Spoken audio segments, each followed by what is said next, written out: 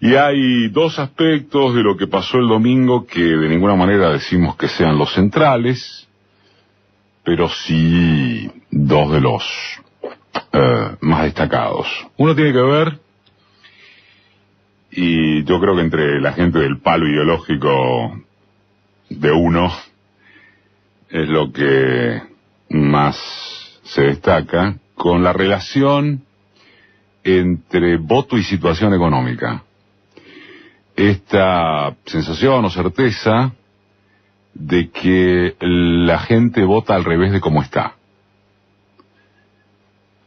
Este equipo de producción, el equipo de producción de Marca, hizo un trabajo de discriminación por zonas, difícil de volcar radiofónicamente, pero después intentaremos resumirlo, y veremos que no hay una conclusión unívoca.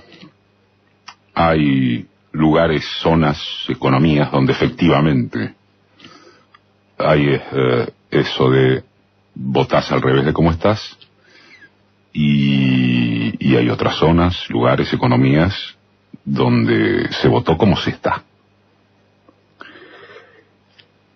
Y en segundo lugar,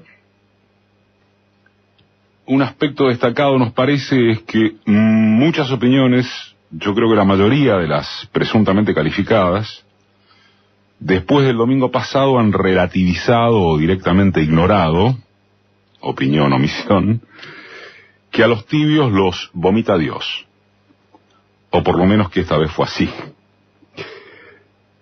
Reconocer esta sentencia implicaría mostrarse de acuerdo con que Cristina, menudo problema, ella sola, ya sin aparato y sin gran militancia efectiva, fue y es competitiva, por lo menos competitiva, para lidiar contra un clima mediático perversamente adverso, contra una parte poderosísima de la familia judicial persiguiéndola, contra una atmósfera más presta a sostener que todo es producto de los yerros de su experimento y no de la aplicación de lo votado hace menos de 2 años. También me parece que, sin pretensiones de una neutralidad que jamás tuvo ni quiere tener, Página es el medio que mejor reflejó esta semana los contrapuntos existentes acerca de cómo interpretar el triunfo macrista. Creo que al revés de la prensa de derecha, solo dedicada al previsible festejo por la victoria nacional con el argumento exclusivo de que rige un nunca más antikirchnerista capaz de vencer a todo error y papelón oficiales, Página se permitió hurgar en causas eventualmente más profundas a través de algunos columnistas y promueve un debate que la izquierda, sus intelectuales, sus referentes sectoriales no terminan de asumir o de saldar. De paso, esto sirve igualmente para superar el ensimismamiento del kirchnerismo con el manipuleo numérico del conurbano. Tratando de entendernos, es cierto que con la jugada lograron que Macri no debiera felicitar a Cristina. Y que cuando se revele que Cristina ganó, así sea por votos o 1 punto, el impacto sería infinitesimal respecto de haberlo admitido de la misma noche. Los macristas han vuelto a revelarse tan tramposos como en el subterfugio que usaron para abrirle juicio político al camarista Eduardo Freiler, a quien tienen entre ceja y ceja, no por su presunto enriquecimiento ilícito, sino a raíz de su intervención contra Clarín en el caso Papel Prensa. Pero el acting del PRO en Costa Salguero, festejando a las 9 de la noche, 9 y pico, y la demora en la carga de los votos del conurbano desfavorables, aunque se lo vea a esto tan estafador y repugnante como la maniobra que le hicieron al Chivo Rossi en Santa Fe, no es un episodio que estructuralmente modifique el paso adelante del gobierno en medio de ajuste, de tarifazos, de represión, de presos políticos y un desaparecido.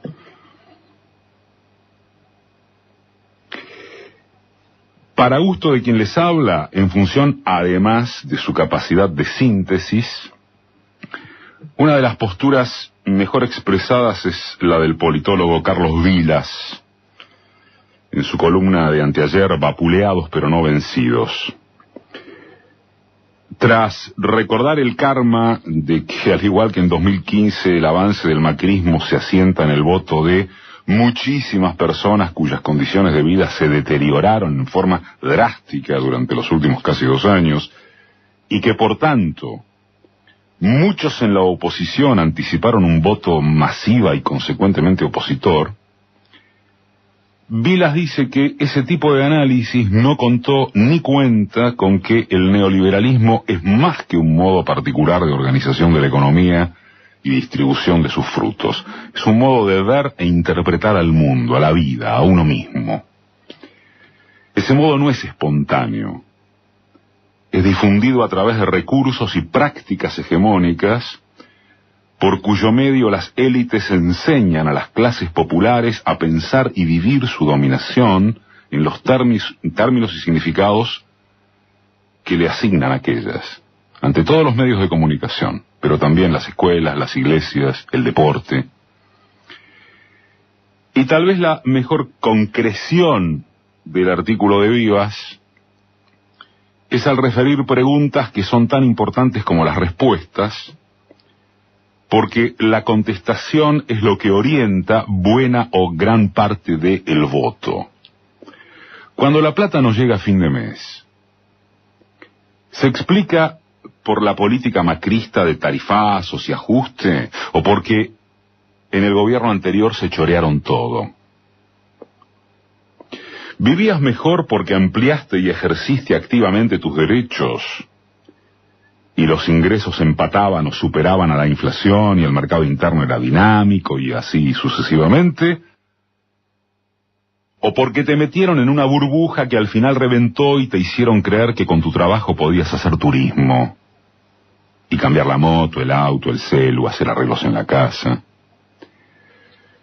Es indudable que en amplios segmentos de las clases populares y medias, el macrismo gana la batalla cultural.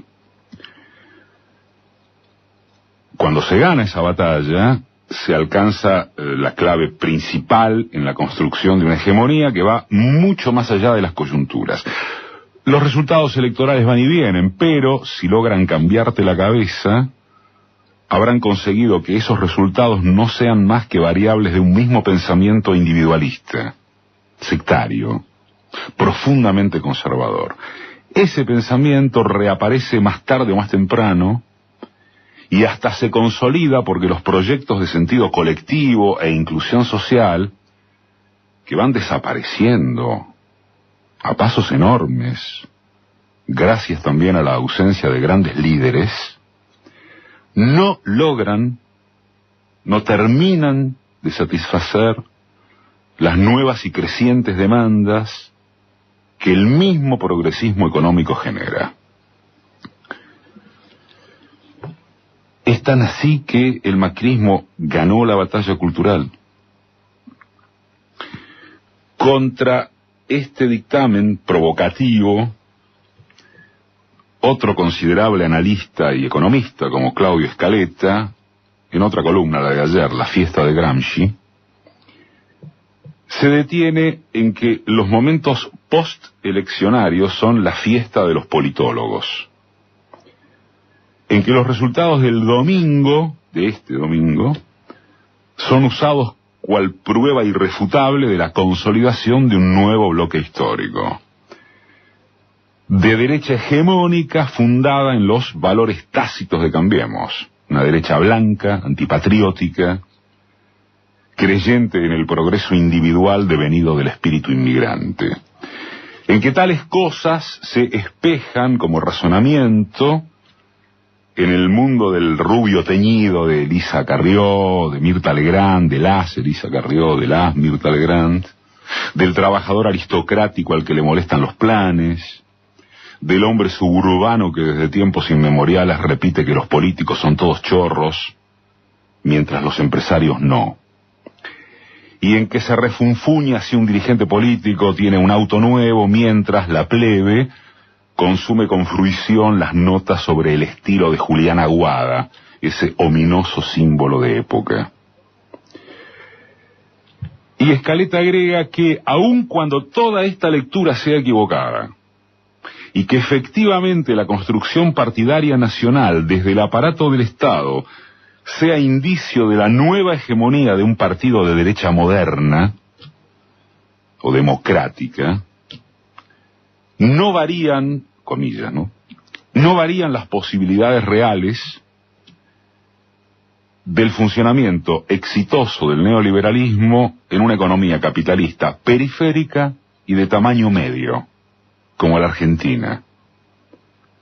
Es decir, el dato estructural es que este modelo económico se sostiene exclusivamente con entrada de capitales especulativos y que no hay en él nada que lo libere de esta dependencia. Síntesis: esto es un fenómeno de patas cortas, en tanto el modelo económico es insustentable. De hecho, esta semana se conoció la estimación de que los compromisos por pago de capital e intereses de la deuda tomada por este gobierno hasta el 2027 oscilan entre 15 y 38 mil millones de dólares, lo cual es imposible de afrontar sin un nuevo endeudamiento que, de vuelta, más tarde o más temprano, conducirá al país al retorno de las condiciones objetivas de 2000-2001. ¿Dónde se meterá el macrismo su construcción de hegemonía cultural cuando eso suceda? Siendo que la pregunta es justamente cuándo, no si es probable, es cuándo. Ya sucedió con la anomalía K, surgida a comienzos de siglo. Visto por la contraria, también, y si cuando la probabilidad se concrete, porque es irreversible, no hay en el espacio progresista un proyecto y liderazgo en aptitud de aprovecharlo, como sí lo hizo el kirchnerismo.